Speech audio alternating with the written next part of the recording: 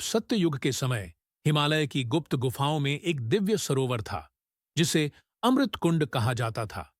मान्यता थी कि जो कोई भी इस कुंड का जलपान करता, वह अमृतत्व प्राप्त कर लेता। लेकिन इस कुंड की रक्षा स्वयं भगवान वरुण और एक महाशक्तिशाली अराशी महातपस्वी अत्रि करते थे। एक दिन दानवराज कालयक्ष को इस कुंड के विषय में पता चला। उसने अमृतत्व पाने के लिए अपनी मायावी शक्तियों से कुंड पर अधिकार करने का प्रयास किया।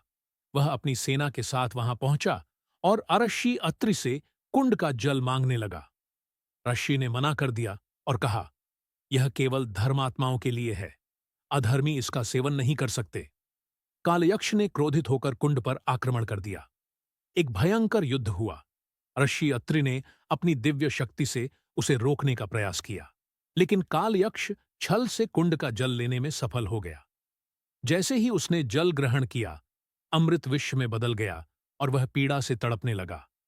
भगवान वरुण प्रकट हुए और बोले, जो अन्यायपूर्वक अमृत प्राप्त करने का प्रयास करेगा, वह स्वयं ही इसका विष बन जाएगा।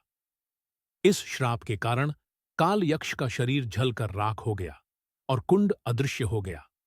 कहा जाता है कि आज भी वह कुंड हिमालय की किसी गुफा में छिपा हुआ है, लेकिन केवल सच्चे साधकों को ही इसका मार्ग प्राप्त होता है।